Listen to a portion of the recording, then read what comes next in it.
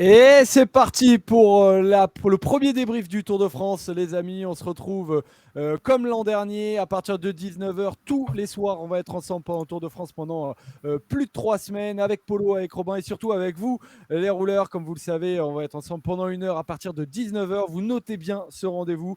Vous êtes nombreux à nous écouter un peu partout, même en podcast. Je sais qu'il y en a pas mal qui nous écoutent en podcast. On vous salue, bien évidemment, sur YouTube, en live sur Twitch, sur la chaîne Roue Libre 101.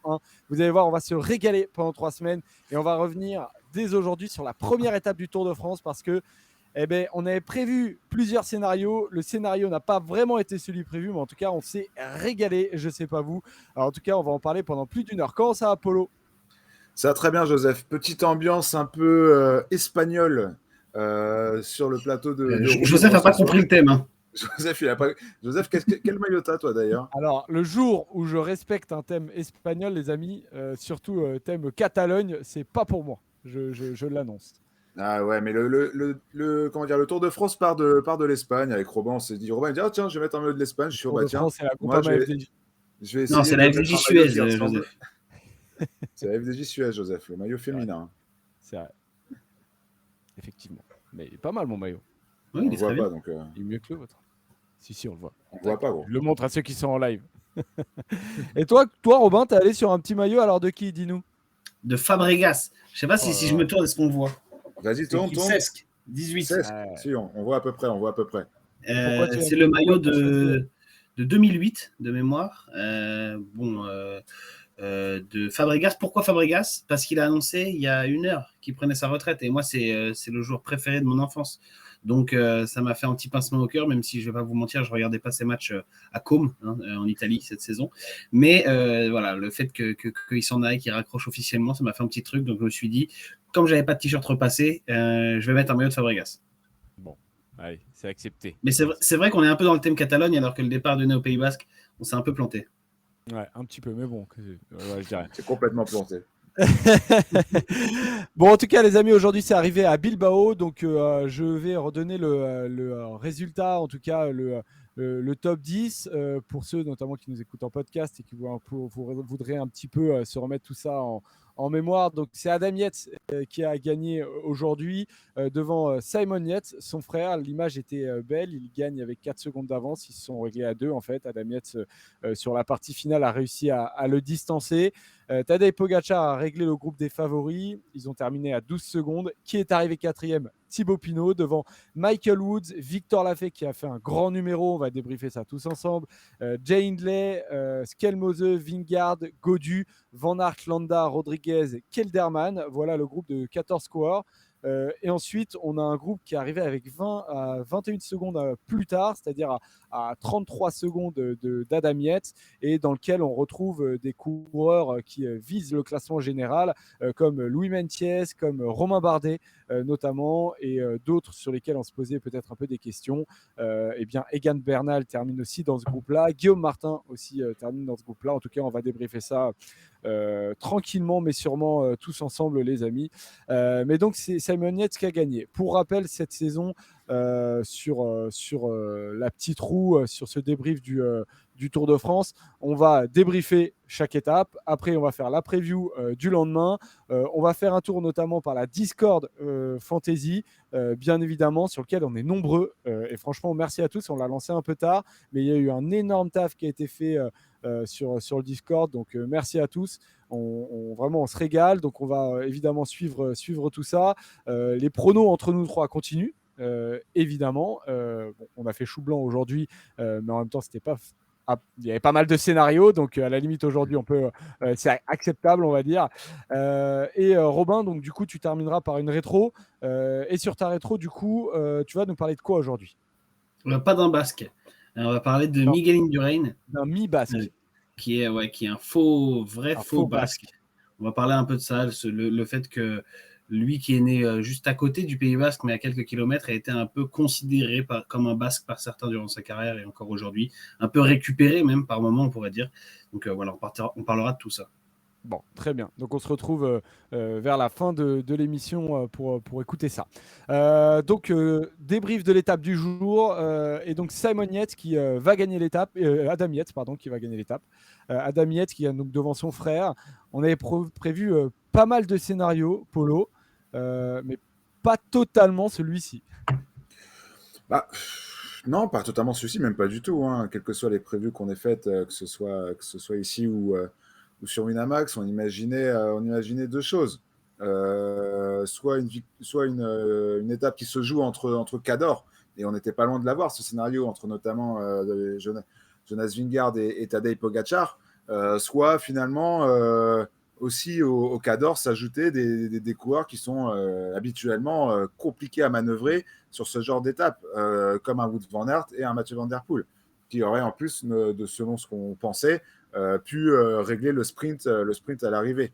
Le fait est que il y a eu un autre scénario qu'on n'avait pas trop envisagé, c'était de voir que finalement Van Aert et Van Der Poel n'étaient pas au top, que c'était peut-être un peu trop dur pour eux, et aussi que Pogacar et Vingegaard n'ont pas fait les écarts qu'on aurait pu penser les voir faire. Et à ça a donné du coup un jeu de regroupement. Et à ce petit jeu-là, on en parlait un peu ce matin quand même, un peu façon Milan-San Remo, Jasper Stuyven. À ce petit jeu-là du regroupement, c'est à celui qui va mettre la bonne attaque au bon moment. Et les frères Yates l'ont fait parfaitement, donc bravo à eux. Tactiquement, c'était vraiment du tableau noir pour les Britanniques. Robin, c'est vrai que tu l'avais évoqué. Alors, quand je dis effectivement pas totalement, c'est parce que dans la preview Winamax ce matin, tu avais quand même évoqué cette possibilité de Simon Yates, notamment. Tu le disais à moitié sérieusement, mais quand même, c'est vrai que c'était vraiment dans les scénarios plan A, plan B, c'était peut-être le scénario, C'était mon je plan sais E. pas moi, ouais, plan E, quoi. Ça faisait partie des plans, mais il était assez lointain. Ouais, disons que Simon Yates, je l'imaginais fort sur une arrivée comme celle-là et capable de faire un coup. Par contre, ce que j'avais pas vu venir, c'était Adam Yates parce que je pensais que chez UAE, on serait 100% centré sur Tadej Pogacar et c'est justement ce que un peu tout le monde a pensé. Du coup, on a laissé filer Adam Yates et c'est bien joué de la part du Britannique, mais je l'avais pas vu venir. Après, c'est une étape un peu surprenante parce que, comme a dit Paul, on attendait le duo Van Der Poel-Van Aert et même si on a eu une accélération de Pogacar dans cette côte de piqué, on ne peut pas dire que ça a été non plus dévastateur.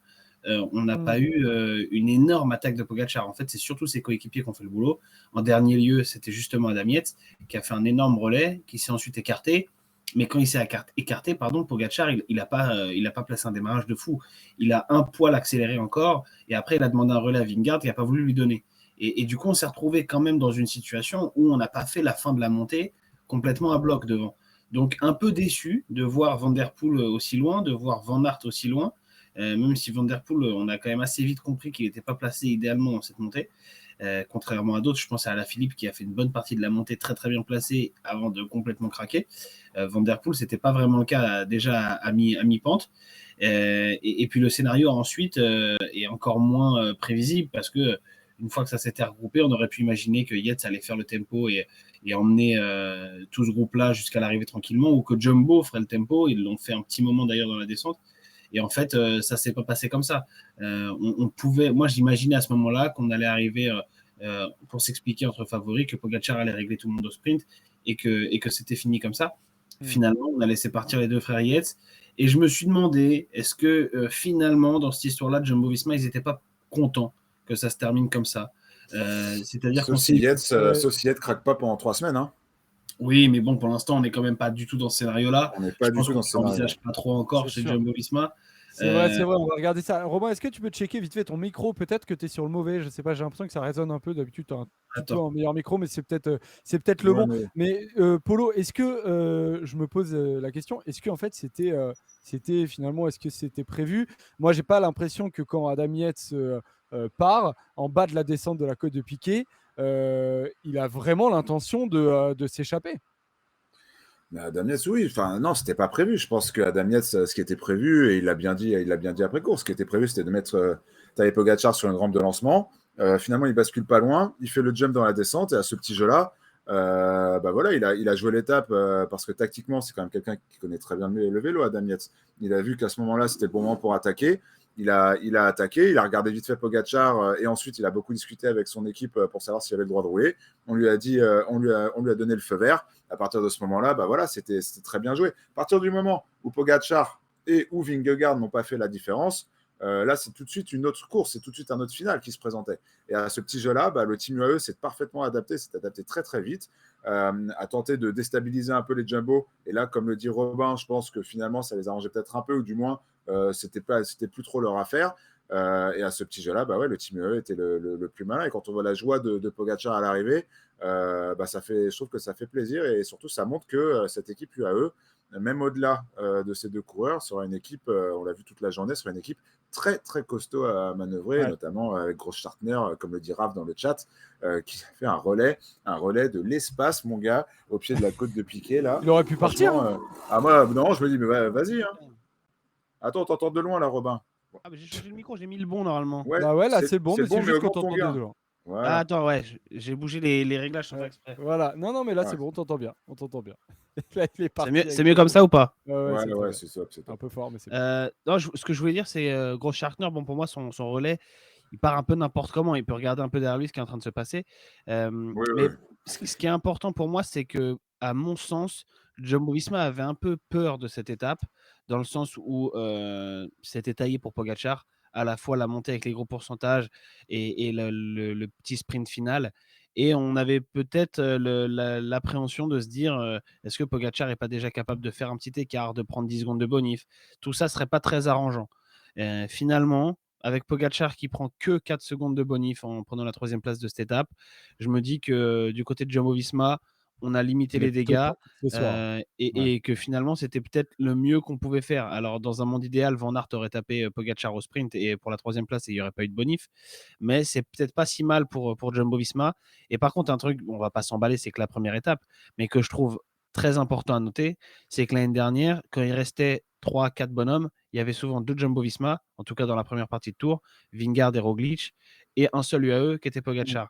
Cette année, dès la première étape, c'est l'inverse. Il n'y a qu'un seul UAE, il y a qu'un seul Jumbo, et il y a 2 UAE avec Pogacar et Yates. Et ça, on a senti en fait que c'était véritablement une intention dès le départ enfin non, même pas dès le départ de UAE, parce que c'est là que c'est intéressant, c'est qu'en première partie d'étape, on a eu UAE qui s'est fait finalement assez discret, qui a laissé la porte de Leclerc, Dillier rouler, donc la Jumbo, la Soudal et Dillier, donc c'était pour Van Der Poel, pour Alaphilippe et pour Van Aert ou Vingegaard, on ne savait pas exactement, on imaginait que c'était peut-être un peu plus pour Van Aert, mais en fait on voit pas du tout le team UAE et on se dit bon bah en fait Pogacar aujourd'hui il va peut-être un peu rester tranquille, voir un peu comment ça se passe, et on a un démarrage de Mikkel Birg à 30 km de l'arrivée dans une difficulté, et on se dit ok, bon, il y a quelque chose qui se met en place, un démarrage aussi de Grossschartner dont Polo a parlé, et c'est vrai que c'est une tactique qui est parfaitement mise en place,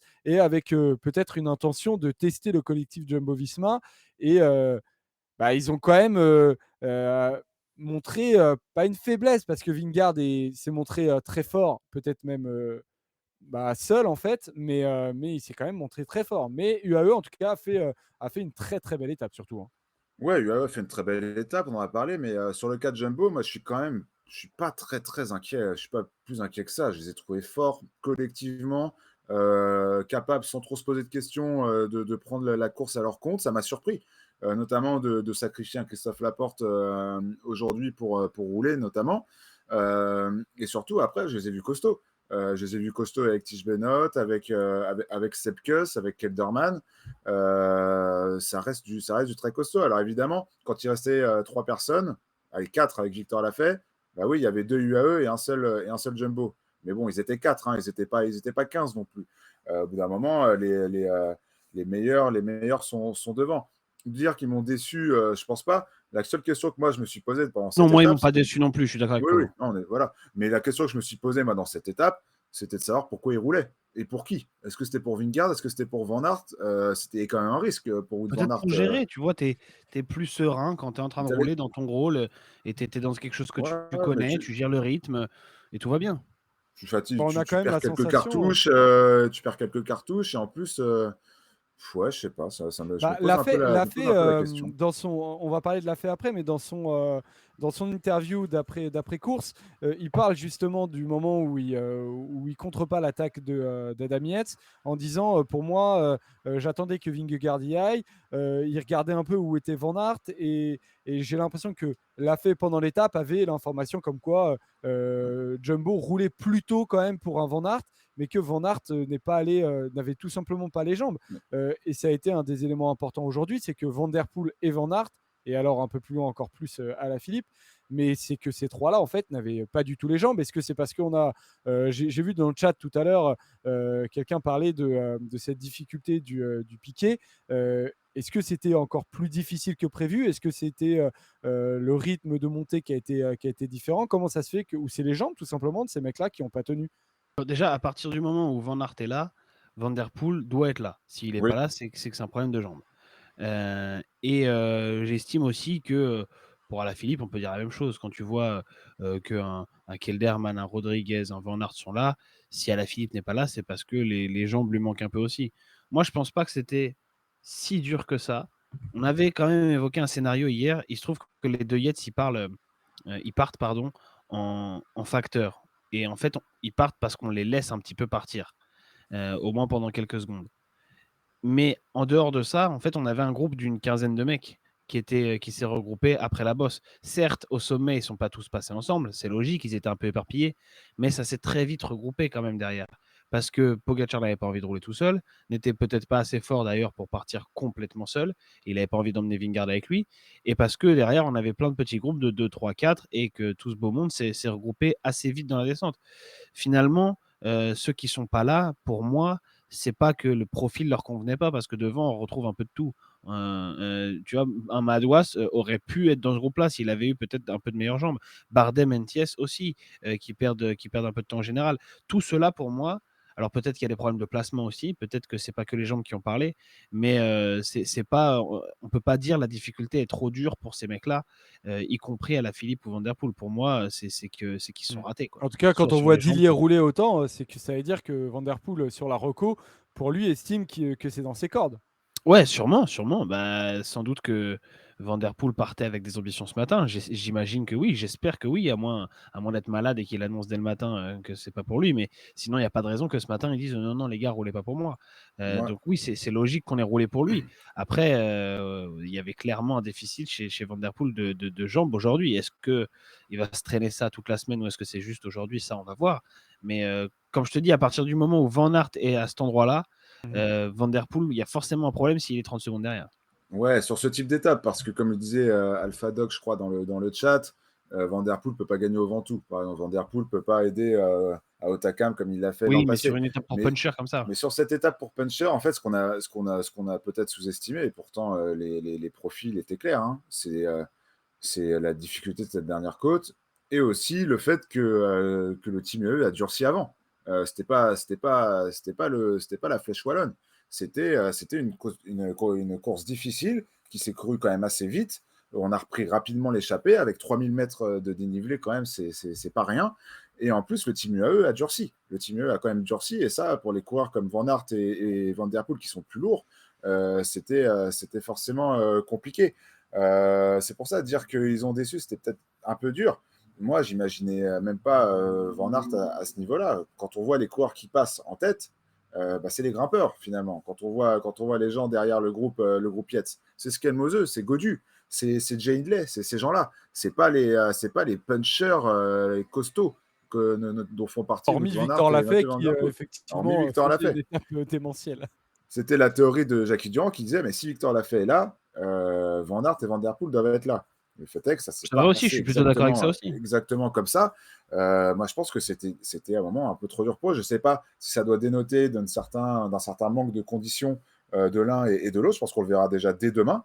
Sauf que Van Der Poel, Polo, on ne l'a pas vu lâcher à la fin de la bosse en mode il s'accroche, et puis d'un coup, c'est trop dur pour lui. On l'a juste pas vu du tout. Et comme à la Philippe, toujours mal placé. À la Philippe, on l'a vu un long moment dans les 5 premières places. Ouais, à la Philippe, quoi. En forme ou pas en forme, il est toujours au même endroit dans le peloton. Mathieu Van Der Poel était toujours pas très bien placé. Alors d'habitude, avec Van Der Poel, je m'inquiète pas trop. Mais là, tu sentais quand même que c'était pas normal. Et pourtant, son équipe roulait. C'est ça qui est assez fou. Donc écoute, je sais pas. Moi, je vais quand même attendre de voir. Mais là, clairement, en fait, c'était une bataille pour grimpeurs aujourd'hui. Même pas de puncher grimpeur. C'était vraiment une bataille de grimpeurs. Alors après, certains grimpeurs pas à l'aise, on pense notamment à Romain Bardet, ont pris un peu de temps. Mais on n'a que des grimpeurs devant. Ouais. Pour Elgar qui dit j'ai vu une statistique, Wout van Aert seul au-dessus des 66 kg dans les 36 premiers. Et il fait 78 kg. Bon.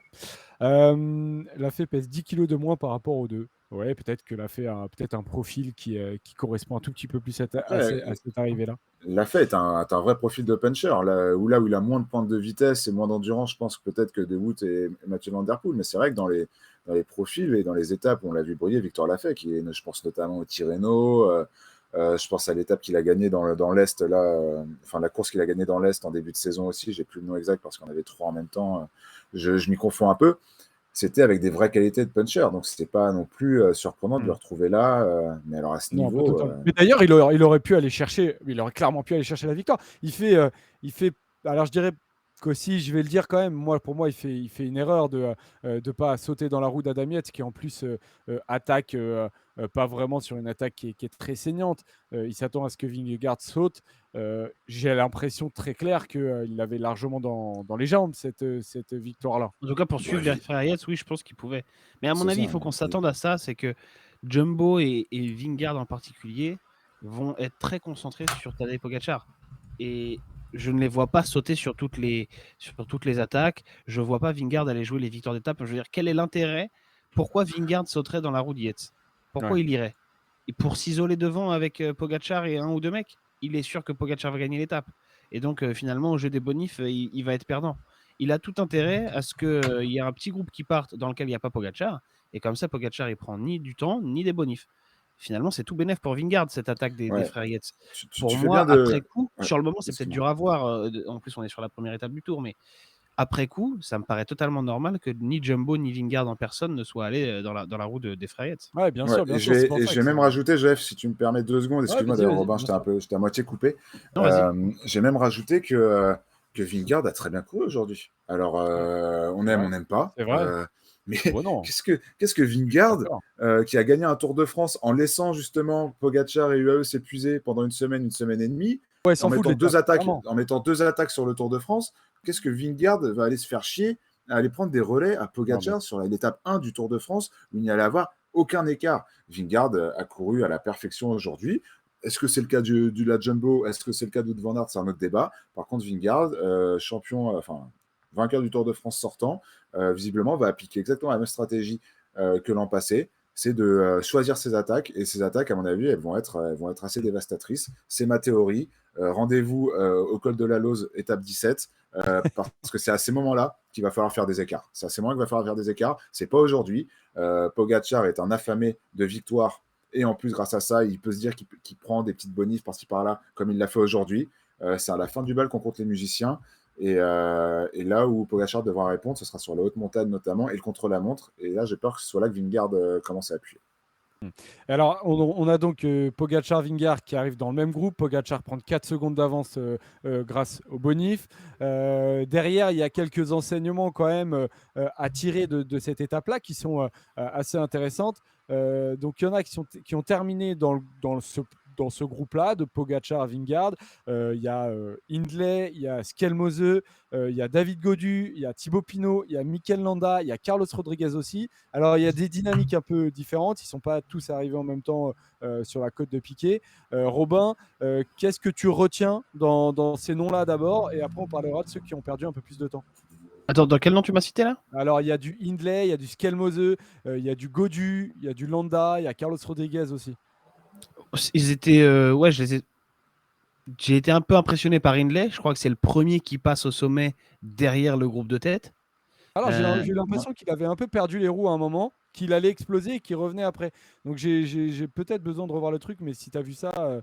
Moi, j'ai l'impression qu'après le trio enfin le quatuor, Yates, Pogacar, Vingegaard l'a fait, j'ai l'impression que c'est Hindley qui passe au sommet. Alors, Mais Skelmose et Godu passent devant Hindley. d'accord, ok. Skelmose, j'ai checké, mais c'est parce que je me les suis notés aussi. Tu as les frères Yates, après tu as Skelmose et tu as Godu. Hindley était un peu D'accord, lâché ok. sur le pied. Il a fait une belle montée aussi. Ok. Bon, en tout cas, ils sont, je pense, un peu dans un mouchoir. Ceux qui sont passés premiers, donc en l'occurrence, Scalmozo et Godu, tu me dis, Polo, ça va leur donner peut-être un petit boost de confiance supplémentaire, mais ça reste un effort très particulier. Ça reste un effort d'1 kilomètre sur du 14% de moyenne. Donc, je ne pense pas que ce soit totalement révélateur encore de la hiérarchie, même si évidemment, les mecs qui étaient bien aujourd'hui, c'est rassurant. Et ceux qui étaient moins bien, notamment ceux qui ont été moins bien assez tôt et assez visiblement, je pense par exemple à un O'Connor, là c'est plus inquiétant. Après, Il y en a qui terminent donc avec 21 secondes sur ce groupe-là. Donc dans les favoris, enfin ceux qui visent un top 10 au moins, du Mentis, du Romain Bardet, Egan Bernal. Bon, lui c'est différent, mais voilà, on le cite quand même pour donner un peu où il en est. Guillaume Martin, O'Connor et Johansen, du coup. Les gars, Benoît. on a parlé des gens qui rassurent. Attendez, vous n'avez pas encore parlé de David Godu et Thibaut Pinot, là?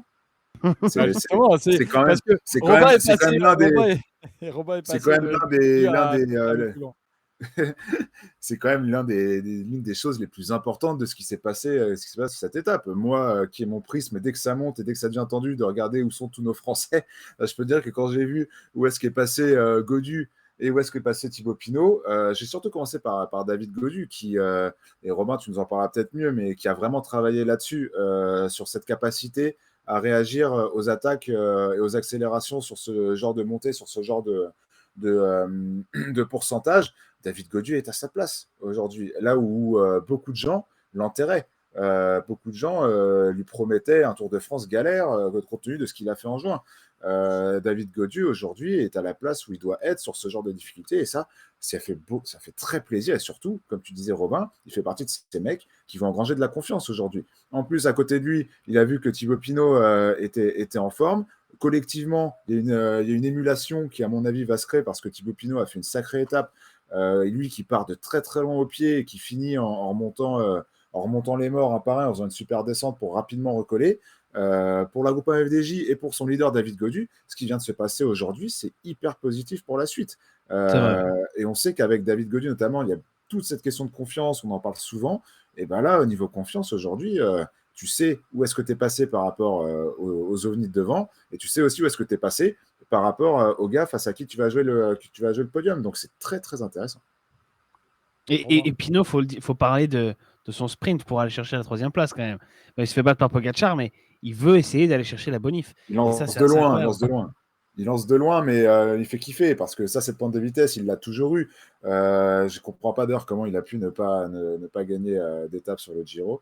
Mais voilà, c'est un Thibaut Pinot qui est très en forme, qui est très très en forme. Ça fait écho aux propos de Marc Madiot avant ce tour, qui disait qu'il allait nous faire un Tour de France exceptionnel. Voilà, j'espère qu'il ne le sera pas trop pour la Groupe FDJ. Ouais. C'est tout ce qu'on peut dire. On nous dit dans le chat que Godu, selon Madio, Godu n'a pas sprinté car problème de cale de chaussures. Oui. Et du coup, Pinot a Alors, sprinté. il n'a pas dit qu'il n'avait pas sprinté à cause de ça. Il a dit qu'en tout cas, il avait un problème de cale de chaussures et que ça a été un peu gênant. Après, bon, sans doute que c'est à cause de ça qu'il n'a pas sprinté. Mais en tout cas, ça a pu potentiellement être gênant. En tout cas, Marc Madiot, je l'ai senti, pour ceux qui ont vu l'interview sur Eurosport, je l'ai senti très fermé. Et ça, quand il y a un Marc Madiot qui est fermé comme ça, c'est un Marc Madiot qui est concentré et qui aime bien ce qui se passe. Voilà. Bon, il vit un peu pour les caméras, Marc Madiot, mais je suis d'accord avec toi, Joseph, concentré et voilà. Très serein, voilà. Sourire en coin. J'ai l'impression qu'ils ont. Alors, on va pas. Il n'y a qu'une étape, il en reste 20. On va pas commencer à tirer des points sur la le tour, Polo. Non, me fais pas dire ce que j'ai pas dit. Le parcours, c'est comme en 2020. Le parcours, il est parfait pour lui. Mais pourquoi dit on va monter plus sérieusement, les deux seront très très bien. Et j'ai l'impression que Marc Madiot le sait et qu'aujourd'hui, il a déjà donné une bonne réponse à ceux qui doutaient un peu de ses choix, notamment sur la sélection, de la forme de Godu, etc. Donc il avait ce petit sourire en coin. qui fait plaisir quand même parce qu'on aime ça. Maintenant, on verra ce qui se passe pour la suite, mais ça fait quand même plaisir. C'est vrai. Non, mais c'est vrai. Tu penses Donc que voilà. si Godu et Pinot sont dans la même seconde, le matin du Markstein, et que tous les autres sont à 5 minutes, Madio, il dit que c'est qui gagne le tour? Il dirait que c'est Pinot. Madio, il dit rien. Enfin, je sais pas. Est-ce que tu demandes ce que Madio va dire ou ce que moi je vais dire? Ce que Madio va dire. Est-ce qu'il dit c'est Pinot qui gagne le tour, c'est Godu qui gagne le tour ou démerdez-vous? Putain, c'est quoi? Je réponds pas. Je réponds pas parce que c'est terrible et quelle que soit la réponse, elle est tellement injuste. Enfin, ce serait beau. La France Ce serait demandera beau le et en même temps parce que injuste. c'est son dernier. Mais bon, on va pas les élever les uns face à l'autre, les gars. Voilà, c'est pour déjà, ça. mais vous voyez, mais il arrive à nous emmener où il veut, là, Robin. Il arrive à nous emmener où il veut. Mais michetonneuse alors. Là, les deux sont là, présents. Ils ont super bien bossé ensemble, donc c'est très très rassurant. En tout cas, un peu moins en tout cas pour Romain Bardet. On verra si c'est le profil qui veut ça. En tout cas, c'est chiant qu'il perde 20 secondes, comme Ben O'Connor d'ailleurs. Voilà, ça peut peser sur la suite, du Tour de France. Maintenant, voilà, c'est des profils qui sont quand même très particuliers. Et on verra s'il arrive à reprendre ça, Romain Bardet, comme Guillaume Martin et comme Ben O'Connor. Voilà pour l'étape du jour. En ce qui concerne les classements annexes, donc évidemment que Simon Yates va à nouveau porter le maillot jaune. Il l'a déjà porté, Simon Yates. Adam Yates, putain, ça c'est terrible. Donc Adam Yates porte le maillot jaune. Il l'a déjà porté une fois, mais sans gagner l'étape. Là, donc, il va le porter à nouveau.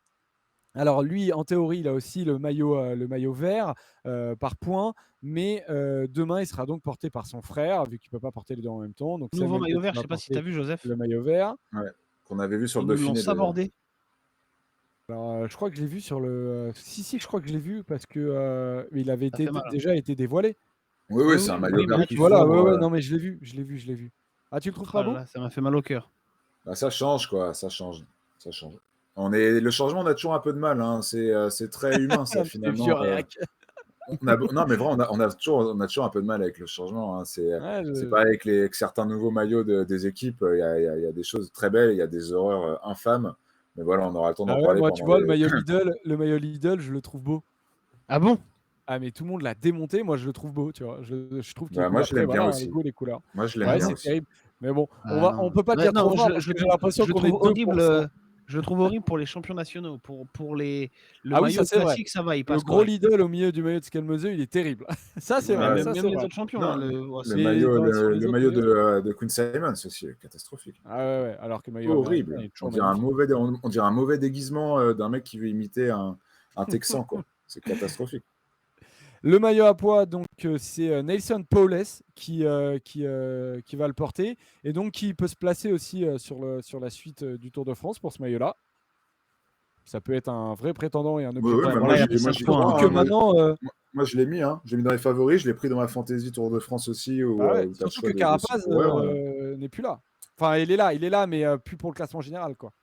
Bah, du coup, c'est peut-être Carapaz lui-même va peut-être ambitionner d'avoir ce maillot aussi. Donc, s'y remettre, quand même. Hein. Il est arrivé avec plus de 10 minutes de retard, dans un sale état. Je pense qu'il va prendre des points sur le genou. Ça va être dur. On verra s'il va repartir demain déjà. Donc on verra. Le maillot blanc, c'est Tadej Pogačar. Et alors on n'en a pas parlé, les gars, mais Carapaz est tombé donc dans une chute dans laquelle du coup Enric Mas était aussi impliqué. Et pour le coup, lui, Enric Mas, c'est terminé. Abandon pour Enric Mas. Et c'est d'autant plus la catastrophe que Matteo Jorgensen, on n'imaginait pas qu'il aurait pu être leader sur le Tour de France non plus, mais aussi a perdu plus de 7 minutes. Mais il a quand même la poisse sur le Tour de France, Enric Mas. Hein. C'est que Covid l'an dernier. Ouais, il a un peu la poisse. Après, aujourd'hui, il a clairement la poisse. Est-ce qu'il a la poisse sur l'ensemble de son historique avec le Tour? J'espère que c'est pas un destin à la Primoz Roglic, quoi, tu vois. Ouais. Non, mais c'est sûr, c'est que tomber sur la première étape, c'est vraiment c'est dramatique quand tu viens pour le général. En plus, on n'a pas l'image exacte de la chute parce qu'en fait, quand la moto caméra arrive, on voit qu'il y a déjà Mas et Carapaz au sol, mais il n'y a pas grand monde qui est tombé. Hein. Ils sont 3-4 à être tombés. Donc, honnêtement, j'ai l'impression que c'est eux tout seuls, quoi. Alors, je ne sais pas si Mas est tombé le premier et s'il a emmené les autres dans sa chute ou s'il a subi la chute de quelqu'un d'autre. En tout cas, ouais, c'est un sacré coup pour l'équipe Movistar, surtout comme tu as dit, d'avoir sacrifié dans la foulée un peu Jorgensen, qui aurait peut-être pu faire un leader de substitution intéressant. Voilà. Mais il y a José Arribas dans les commentaires qui dit on sent qu'Henrik a une belle place dans ton cœur. Je pense que c'est ironique. En fait, je sais pas. Henrik Mas, moi, sur le Tour de France, il m'a jamais fait rêver, honnêtement. J'ai l'impression que sur le Tour, on n'a jamais le même coureur que sur d'autres courses, et notamment sur la Vuelta. J'ai même pas souvenir d'attaque d'Henrik Mas sur le Tour de France. Donc bon, c'est emmerdant pour lui. Ça me fait de la peine parce que c'est jamais cool de voir un mec abandonner. Mais j'ai pas l'impression que ça va changer drastiquement la physionomie de la course, quoi. C'est vrai, c'est vrai. Donc voilà pour Henrik Mas, malheureusement, qui abandonne sur ce Tour de France. C'est vraiment celui qui a eu le plus de poisse. Mais qui a potentiellement fait une erreur, mais on écoutera un peu ce qu'il dit dans les Il allait prochains faire jours. 8e. On sait pas, on sait pas. Sur les pronos de la journée, du coup, on fait chou blanc. Vous aviez mis Mathieu Van Der Poel tous les deux. J'avais mis Van Aert, donc 0 point. On verra tout à l'heure sur le classement en fonction des pronostics donc de la deuxième étape. Sur la Fantasy Discord, alors pas de classement aujourd'hui, il y a un petit problème technique, mais de toute manière, c'est assez facile. Voilà, c'est simple. Vous regardez la place de votre coureur aujourd'hui et c'est votre classement. Enfin, en tout cas, c'est le nombre de points que vous avez mis. Donc, Paul et Romain, vous avez mis donc Van Der Poel aussi. Vous aviez mis 37 points. Aussi, donc 37 points. T'avais mis qui, toi? J'avais mis Skelmose. Donc qui C'est vrai. fait 8. Et oui, tu t'es foutu de ma gueule ce matin. Voilà, mal t'en as pris. C'est fou. Qui fait donc 8e. Moi, j'ai envie de savoir, est-ce que peut-être que certains peuvent nous dire dans le chat, et Toff, je suis à peu près sûr qu'il a cette info. Ah, il vient de la donner avant que je demande. Est-ce que quelqu'un avait mis Adam Yates? Bravo. Il y a un mec qui a mis Adam Yates. Énorme. Non, t'as dit. Ah, si, il y a une personne, pardon, j'ai mal lu. Une personne. Ah ouais. Ouais, il y a une personne qui a mis Adam Yates. Donc, félicitations. On va regarder ça. J'espère que cette personne va être capable de garder cette dynamique. Moi, je vais aller mettre la même chose que cette personne demain. Et ouais, encore une fois, merci à Seb et à Tov sur le Discord qui font un travail incroyable. Donc, merci vraiment à tous les deux pour gérer ça. C'est vraiment top. Et il y a encore eu énormément de monde sur le Discord aujourd'hui dans le channel Tour de France. Donc, vous n'hésitez pas à suivre avec nous pendant l'étape en direct le channel Tour de France. Donc, on passe à la preview. Les copains, l'étape de demain, donc deuxième étape, on va donc se diriger vers San Sebastian. San Sebastian, bien évidemment, qui est un haut lieu du cyclisme pro pour tous les ans accueillir la Classica San Sebastian. D'autant plus que là, on va notamment passer par le Jayskibel, qui est une des difficultés de la Classica San Sebastian. Et donc, dans les 50 derniers kilomètres, les coureurs vont grimper la côte de Gurutse, 2 km 5 à 5%, le Jayskibel où on a les 3 derniers kilomètres à 7%, et une dernière petite difficulté, le Miracruz qui est 1 km à 5%. On n'oublie pas celle-là parce qu'elle peut permettre de faire des différences, un peu comme aujourd'hui où la principale difficulté était donc la côte de Piquet, mais c'est la dernière difficulté qui a permis de départager Adam Yates et Simon Yates, donc ça peut rentrer aussi en compte dans les scénarios. Elle n'est pas facile à pronostiquer, cette étape-là. Vous pouvez balancer des noms dans le chat, ça m'intéresse beaucoup. Vraiment, j'ai analysé le parcours et c'est vrai, Paul, que c'est difficile à savoir, mais est-ce qu'on aura une explication entre favoris? Non, moi je pense pas. Je pense pas. Je pense que comme tu l'as dit, il y a beaucoup de scénarios possibles avec beaucoup de façons de voir les choses. Mais une bataille entre les favoris sur Jayskibel, je ne pense pas pour deux raisons. C'est pas assez dur et c'est trop loin de l'arrivée. Et dans le c'est pas assez dur, c'est notamment pas assez long et pas assez pentu. Donc là où on avait une belle rampe de lancement plus proche de l'arrivée aujourd'hui, là on n'en est vraiment pas du tout là-dedans. Alors certes, il y a des bonifs à aller chercher, mais je pense que Pogacar n'en est pas à ce zèle-là. Enfin, du moins, j'imagine pas. Je serais quand même très surpris parce que si ça vient d'un favori, ça viendra de UAE et Pogacar. Donc j'imagine pas avec la journée d'aujourd'hui que ça se passe. Par contre, derrière, voilà, il y a plusieurs scénarios. un gros groupe qui passe Jesquibel de 20-30 coureurs avec encore quelques sprinters costauds. Je sais pas, à ce jeu-là, on peut penser à un Binyam Girmay, à un Christophe Laporte ou Van Aert, même Girmay Mathieu pas Van ouf Der Poel. aujourd'hui. Pas ouf aujourd'hui. Mais là, ce sera pas le même rythme qu'aujourd'hui, donc j'attends quand même de voir. Pourquoi pas aussi des Tom Pidcock ou des coureurs qui peuvent un peu anticiper. J'ai vu dans le chat des gens qui parlaient d'un George Zimmerman, dans le chat qui parlait d'un Nelson Poles, qui a déjà gagné la classique San Sébastien, qui pour moi est un profil, bon, il a un peu la pancarte demain, mais qui pourra peut être intéressant.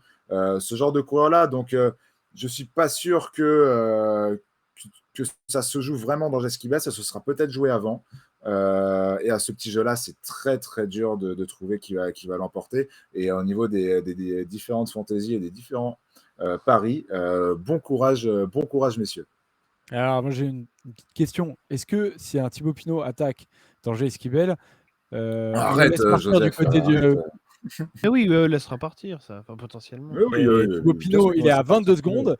Et il est à 22 secondes d'Adam Yates. Si UAE a envie de lâcher le maillot, Simon Yates va sans doute tenter quelque chose pour aller chercher le maillot. Mais il y a quelques hommes qui peuvent être intéressés par un maillot jaune. Et Victor Lafay aussi, qui est en forme, qui fait partie de ces coureurs-là, qui est à 22 secondes. Je regarde un peu les coureurs, en gros, qui, pour la victoire d'étape finale, voilà, victoire dans le Tour de France, ne sont pas vraiment des. Même un Lafay qui aujourd'hui fait une belle étape, se ouais, place. voilà. En gros, il y a Simon Yates, Thibaut Pinot, Michael Woods, Victor Lafay. Et après, c'est beaucoup plus compliqué pour les autres. Mais voilà des coureurs qui peuvent être intéressés par le maillot jaune. Et après, il y a tous ceux effectivement qui sont les sprinters qui passent très très bien les bosses. Tu parles des maillots, Joseph. Tu as le maillot à poids à jouer demain. Zimmerman, Poles ont une belle occasion d'aller chercher un premier maillot à poids pour eux aussi. Il y a quand même quelques petits points à prendre. Donc, j'imagine quand même que ça va tenter d'anticiper la bagarre demain. J'ai du mal à voir ce qui peut se passer vraiment en attendant Jesquibel et se dire que ça va péter au sommet.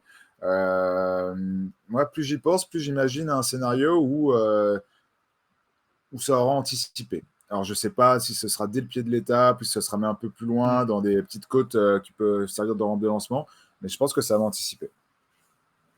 Je ne suis pas tout à fait d'accord. Ah, c'est dur à pronostiquer, mais moi, j'ai du mal à imaginer qu'une échappée matinale, entre guillemets, aille au bout. Parce que l'équipe UAE, on ne sait pas ce qu'ils vont faire. Bon, déjà, s'ils veulent garder le maillot, c'est sûr, l'échappée ne va pas au bout. S'ils veulent que Adam Yates reste en jaune jusqu'aux Pyrénées, c'est pas très compliqué. Tu roules demain. Tu sais qu'après les 2 jours suivants, tu es un peu peinard parce que ce sera un peu plus au sprint. Et tu reprends les affaires sérieuses mardi ou mercredi, je ne sais plus. Mercredi, en tout cas, il y a le Tourmalet. Je ne sais plus quand c'est la Reims. Je ne sais plus si c'est avant ou après. Mais c'est avant la Reims. Si t'as dit quoi, Polo? Je crois que c'est avant. Ok. C'est la 5e étape. Ah, 5e, ok. Bref, en tout cas, si UAE veut garder le maillot, pas d'échapper. Et même si UAE se dit, allons-y, laissons le maillot, je pense pas qu'il le laisse à un mec qui serait parti le matin en disant on va laisser une échappée avec 3-4 minutes d'avance. Parce qu'au-delà de ce que va décider UAE, comme le disait Joseph, je pense très justement, il y a d'autres coureurs qui sont bien placés pour le maillot et qui peuvent vouloir le récupérer et qui donc vont faire rouler leurs équipes. Simon Yates, à mon avis, il va faire rouler Jayco si UAE ne fait pas le boulot. Victor Lafay fera rouler Cofidis. Tu en avais cité un autre, j'ai plus en tête la seconde, Michael Woods avec Israël. Voilà. Il se trouve que ce n'est pas les plus grosses équipes du peloton, ce n'est pas les plus grosses armadas, et c'est peut-être un peu dur pour ces équipes-là de contrôler toute la journée. Mais s'ils s'y mettent à plusieurs, ça devrait le faire. Et je suis même sûr que parmi les coureurs qui sont à 33 secondes, il y en a certains qui vont avoir une ambition. Ah oui, il y a Alex, alors il y a Alex Aramburu, Maxime Van Riels, Dylan Teuns, qui d'autre après c'est tout. Il y en a Thomas Pidcock aussi peut se faire un petit kiff. J'en vois Giulio Ciccone, Félix Gall. Ouais, voilà. Et Mathieu Van Der Poel. Voilà. Et ajoutons un truc potentiellement important pour UAE, c'est qu'il y a des bonifs au sommet du Jesquibel et que 8 secondes à prendre. Si Pogacar il est vraiment en quête de bonif, comme il nous l'avait fait l'année dernière et comme il est quand même assez habitué à le faire, ça peut l'intéresser de passer en tête au sommet, donc de ne pas laisser l'échapper. Donc pour moi, il y a quand même quelques arguments qui font qu'une échappée qui va au bout, j'ai du mal. Après, ça ne veut pas dire qu'on ne peut pas se détacher dans le dans la montée, justement, dans le Jaïskibel. Là, je suis un peu plus sur ce scénario-là, on va dire. Surtout si UAE n'a pas l'intention de garder le maillot. En gros, Pogacar qui marque Vingegaard et potentiellement les gros autres outsiders, mais si un Simon Yates part, potentiellement ne pas lui sauter dessus, ou si un Victor Lafay part, ne pas lui sauter dessus. Mais voilà, typiquement, Lafay, s'il veut tenter de prendre le maillot, c'est en partant là, pas en partant 50 bornes avant. Parce que, premièrement, Polo dit que c'est pas très dur. Je trouve quand même qu'il y a 3 km à plus de 7%, c'est pas si mal. Et quand tu es au sommet, il reste 16 bornes. Alors ça, c'est vrai que c'est un petit problème. Mais si tu es plusieurs, ça peut peut-être le faire. Voilà, on a vu aujourd'hui. Il faudra qu'il y ait un groupe, c'est sûr. On a vu aujourd'hui, on pensait qu'il y avait, que c'était compliqué pour un ou deux coureurs, à moins que ce soit Pogacar et Vingegaard. Finalement, les frères Yates, ils ont montré qu'à deux, quand tu t'entends bien, ça passe. Oui, Strardi ça y est, dit c'est très dur à lire. le problème, c'est que la descente du Jaïskibel n'est pas technique du tout. C'est vrai qu'il y a un joli revêtement. Tu rajoutes à ça les kilomètres de plat, c'est pas favorable à un petit groupe. Sauf scénario comme aujourd'hui où ça pète de partout et que tu as deux jumbo qui roulent derrière. Tout dépendra effectivement de la volonté du team UAE de lâcher ou non le maillot jaune. Hein. J'ai souvenir qu'elle est technique, moi, la descente. T'as dit quoi, Polo? Moi, j'ai souvenir qu'elle est technique. Elle est technique pour toi et moi, mais. Ah ouais, peut-être que je confonds avec les différents monts enfin les monts, si on peut appeler ça comme ça, de la Classica San-Sébastien. Mais non, tu vois, Yann Izagirre dans Vélomag en parle. Il dit la descente vers l'arrivée n'est pas trop dangereuse. Les risques de pluie sont limités à cette période de l'année. La ligne d'arrivée est la même que l'ancienne version de la Classica San Sebastian, le long de la mer. C'est donc plat et peu avantageux pour un coureur rapide et peut avantager un coureur rapide qui aura réussi à passer le Jaïskibel, un profil qui pourrait correspondre à Matthews, Steven ou Pedersen. Voilà. Alors c'est Yann Izagirre. Ces coureurs-là. Moi, j'ai du mal à penser que ces mecs-là, ils passent les 3 km à 7% quand même.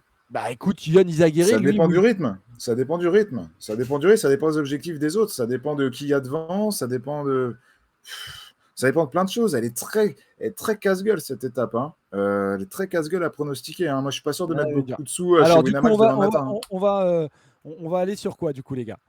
Prono de la deuxième étape. Pendant que vous réfléchissez, que vous faites votre petit calcul, je redonne le classement suite notamment au Critérium du Dauphiné et au Tour de Suisse. Et non, au Championnat de France, pardon. Au Championnat de France. Bravo Polo, tu avais pronostiqué Madouas. Donc tu plantes 10 points. Et en vainqueur, s'il a mis Madouas en vainqueur. Si, en vainqueur. En vainqueur, tu peux vérifier sur la conversation. Tu n'avais pas mis Alaphilippe et après, comme on avait tous Alaphilippe, sur le podium, tu avais mis Madouas. Regardez, il était Robin, regarde comment ça s'est passé, Robin. J'étais pas là à cette émission. Joseph me demande mon vainqueur. Au début, je lui mets Alaphilippe, Madouas, Grégoire. Et je change tout de suite. Ah oui, peut-être. Et je change tout de suite. Je change tout de suite dans la 2 minutes après en mettant mets plutôt Madouas, Alaphilippe, Grégoire. Donc non, c'est toi qui essaies de tricher. C'est sur la conversation. J'ai pas eu cette info-là. On verra. C'est terrible. Tu sais quoi? On va te laisser ton vieux JDE là que tu as tout à l'heure. Ton jeu de l'entraîneur. Bon, du coup, au classement des pronos, Robin, tu es toujours premier, mais ton avance, ça m'énuise un peu. 111 points quand même. Paul, tu as 99 points et j'en ai donc 94. Et donc, j'attends vos pronostics sur la deuxième étape. Alors, sur qui est-ce que vous allez dans cette montagne de noms? Oh là là, le silence, ils se mettent la pression qui ira le premier. Simon Yates. Simon Yates. Je tente un truc. Ok, moi je crois pas que Van Der Poel et Van Aert passent la bosse. Surtout en ayant vu Van Der Poel aujourd'hui, honnêtement, je vois pas comment il peut tenir 3 km à 7%. Et je pense pas que ça va rouler à 2 à l'heure. C'est la deuxième étape du tour. Il y a plein de mecs qui ont des ambitions. Je sais sur qui tu vas aller. Moi, je pense que ça va aller vite. Moi, je vais aller sur Nelson Poles. Ah, je pensais pas que tu aurais dit ça. Alors, c'est le choix un peu facile de demain, je trouve. Qui connaît bien la région, qui l'aime bien, qui en plus va devoir tenter des choses pour garder son maillot à poids. Et qui sait gagner, qui est un coureur qui ne cesse de progresser et qui est assez phénoménal, sans trop avoir la pancarte, je pense. J'aime bien le profil de Paulès demain, qui peut gagner selon plusieurs scénarios de course aussi, donc à surveiller. Ancien vainqueur de la Classica de Saint-Sébastien, pour ceux qui n'ont pas tout le palmarès de Paulès en tête. Et je vais aller sur Victor Lafay. La belle histoire, là, vraiment, ce serait incroyable. Donc voilà. 3 trois noms qui peut-être termineront 118e, J'aurais dû mettre Pogacar. 122e et 132e. Mais c'est vrai que, alors en troisième, si j'avais parié en troisième, j'aurais mis Pogacar. Là, ça aurait été drôle. J'aurais bien aimé, mais bon. Donc voilà pour l'étape de demain, les amis. On termine cette émission avec la rétro, c'est toujours un moment cool. Donc on est dans le Pays Basque, comme vous le savez, et donc aujourd'hui, mon Romain, tu vas nous parler de Miguel Indurain, alors qu'il n'est pas totalement basque, mais tu vas nous parler de ça. Exactement, qui est le vrai faux basque que je disais tout à l'heure, sachant que certains dans le chat m'ont dit oui, il est de Navarre et la Navarre, c'est le Pays basque. C'est un peu plus compliqué que ça, pardon, justement, et c'est pour ça qu'on en parle aujourd'hui. Pourquoi? Donc, au départ, Indurain est né à Villava, je crois qu'on prononce comme ça en espagnol, où il a longtemps vécu. C'est officiellement en Navarre, à une quarantaine de kilomètres de la frontière de ce qu'est le Pays basque espagnol. Mais la Navarre, c'est ni vraiment le Pays basque, ni vraiment en dehors du Pays basque, en fait. C'est pour ça que l'histoire est un peu compliquée, un peu floue. Historiquement, les deux territoires, ils ont été par moments partiellement intégrés au sein de la même région, de la même communauté, c'est comme ça qu'on dit en Espagne. Et dans une partie de Navarre, aujourd'hui, on parle encore le basque. Donc, c'est vraiment un territoire un peu mixte, sauf que Indurain, lui, il s'est toujours exprimé en castillan, donc l'espagnol classique, et finalement, c'est le cas aussi de la majorité des gens qui vivent en Navarre. Ce qui sème un peu le flou malgré tout, c'est que dans sa carrière, Miguel Indurain, il n'a jamais vraiment tranché ce débat. Il était le champion espagnol par excellence, et du coup, tout le monde avait un petit peu envie de se l'accaparer, mais lui, il est resté souvent assez neutre sur le côté, est-ce qu'il est basque ou pas. Dans l'équipe qui a abordé le sujet en début de semaine, il y a un journaliste espagnol, Jesus Gomez Peña, qui explique, il dit « Indurain n'a jamais été un homme de conflit, a toujours été pour la paix des ménages. Il ne s'est jamais offusqué lorsqu'on parlait de lui comme un coureur basque. Il était simplement heureux qu'on parle de lui et plutôt en bien partout en Espagne. Mais je sais qu'il est profondément attaché à ses racines navarraises et qu'il reste le personnage le plus incontournable de Navarre. » En fait, c'est surtout qu'à cette époque-là, dans les années 90, le Pays basque, ils n'avaient pas Iban Mayo, Emar Zubeldia, Roberto Laiseca et toute la clique de Skaltel. On peut ajouter aussi Joseba Beloki au début des années 2000. Et donc, finalement, il n'y avait pas beaucoup de Basques au plus haut niveau, c'est-à-dire qui jouaient le maillot jaune sur le Tour de France. Donc, c'était un peu plus facile d'essayer de s'accaparer Miguel Indurain, qui était de la région juste à côté. Et c'est comme ça qu'ils se sont un peu raccrochés, les Basques, à ce champion-là. Ça a commencé notamment en 91 quand il gagne son premier Tour de France, et ça s'est poursuivi. En 92, il y a le premier départ du Tour de France au Pays basque, à San Sébastien à l'époque. Miguel Indurain gagne le prologue. Ensuite, il fera en sorte de lâcher le maillot jaune dans les jours qui suivent. Mais déjà à cette époque, voilà, grand départ du Tour au Pays basque. Miguel Indurain qui gagne le prologue, qui est en jaune à Saint-Sébastien. Et bah, là aussi, on avait eu des Basques qui se l'accaparaient un petit peu. C'était symbolique d'avoir Indurain en jaune au Pays basque. Mais oui, José Arrubas, exactement. C'est Père Castor, raconte-nous une histoire. Et vous réagissez dans le chat, je vois, Tony, tu dis la Navarre compte dans le Pays basque, donc les Navarois sont aussi des Basques, et c'est Franck Chéry qui le dit. Effectivement. Mais du coup, on sent bien que c'est. Bah, justement, ouais, en tout cas, c'est flou, on va dire. Ouais. C'est pas vraiment. En tout cas, on sent bien tout ça est très, très politique, et que c'est un vrai enjeu, en tout cas, entre les deux communautés, quoi. Ouais, au-delà du cas Indurain, il y a des partis politiques basques qui prônent le rapprochement des deux régions et avec la Navarre. Les Navarrais, eux, sont généralement un peu plus hostiles. Les Basques disent, par exemple, dans un sondage, ils sont pour qu'il y ait un rapprochement et qu'on fasse en gros partie de la même région, mais à condition que les gens de Navarre soient d'accord. Parce que sinon, ça va pas fonctionner. Aujourd'hui, par exemple, Indurain, il vit à Pampelune, donc c'est la plus grosse ville de Navarre, mais il prête son nom au Grand Prix Indurain. Donc c'est là que tu vois que tout est encore très flou. Le Grand Prix Indurain qui se dispute chaque année juste avant le Tour du Pays basque, remporté cette année par Ion Izagirre, un basque. Et cette course, elle part et elle arrive dans la ville d'Estella Lizarra, qui est une ville qui se situe donc en Navarre, mais dans la zone mixte linguistique, ça s'appelle, c'est-à-dire la zone de Navarre où on parle basque, ou en tout cas on parle les deux langues. Donc c'est pas tout à fait un hasard, c'est le pont un peu parfait entre la zone qu'on appelle bascophone et la zone castillanophone. Il y a une zone où on parle uniquement basque, une zone où on parle uniquement castillan, et il y a la zone mixte où on parle les deux, et c'est précisément dans cette ville-là qu'on a fait le Grand Prix Indurain. Et finalement, cette appropriation, d'ailleurs, je ne sais pas si Polo a fait passer les images, là, je vois le podium d'Indurain, il y avait la petite carte aussi de Navarre, je ne sais pas si tu l'as sous la main, Polo. La voilà. Elle est là, gros, elle est là. Parfait. Bon, bah là, on voit avec les couleurs, en fait, le gris, c'est la zone où on parle que castillan, donc ça, c'est la carte de la Navarre. Le jaune, c'est la zone où on parle jaune et orange, où on parle les deux langues, basque et castillan, et le vert, c'est là où on parle basque. On voit bien que tout n'est pas tout à fait clair dans la région, enfin que c'est divisé, quoi, que c'est pas uniforme. Donc c'est ce qui fait un peu le sel de cette histoire-là. Et finalement, cette appropriation entre guillemets d'un coureur par les Basques, c'est pas la seule fois que c'est arrivé. On se rappelle de Samuel Sanchez, figure historique d'Euskaltel, qui en fait était né à Oviedo, dans les Asturies, donc lui aussi pas très très loin, mais qui finalement n'était pas né au Pays Basque. Et alors bon, pour le coup, comment ils avaient fait pour faire passer ça, c'est que Euskaltel explique à l'époque, ils prenaient des coureurs basques ou formés chez eux. Et donc Samuel Sanchez arrivait très tôt dans le giron Euskaltel, avait en fait été formé par Euskaltel et donc avait pu faire carrière dans l'équipe, mais c'était pas forcément connu de tous. Ensuite, on le voyait chez Euskaltel, on pouvait penser qu'il était basque, il était en fait né dans les Asturies. Un signe de plus, voilà, que de l'importance qu'accordent les Basques à leur appartenance. Et voilà, l'équipe Euskaltel-Euskadi en était un exemple parfait.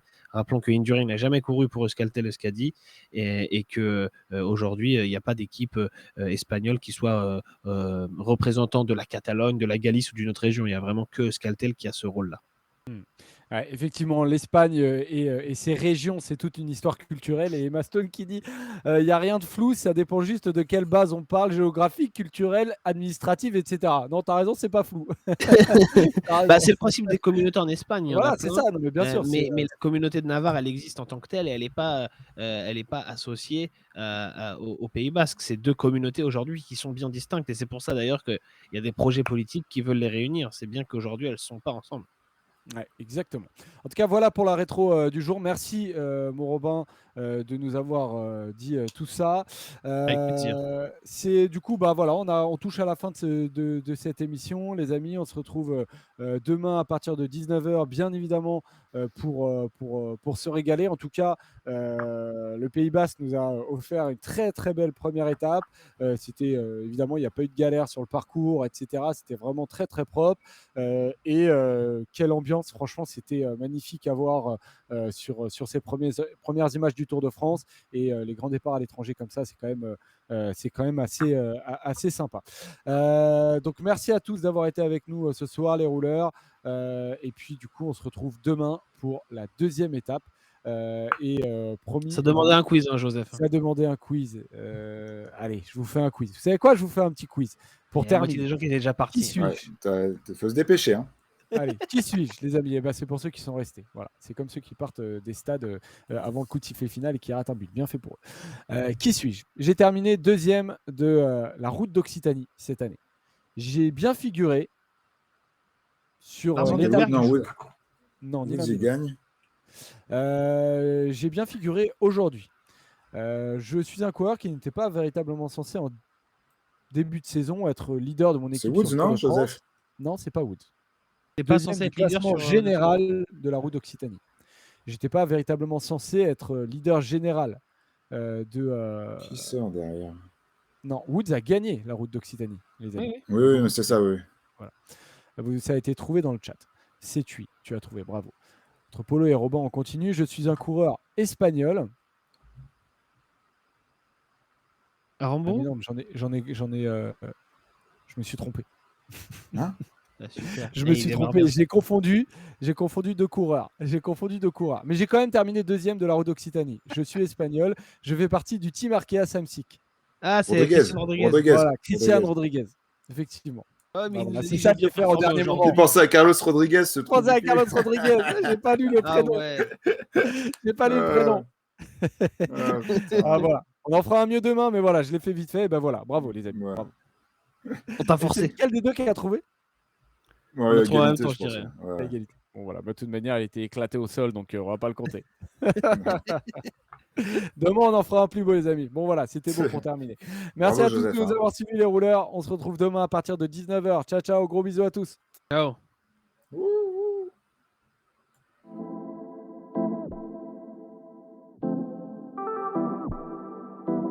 Six.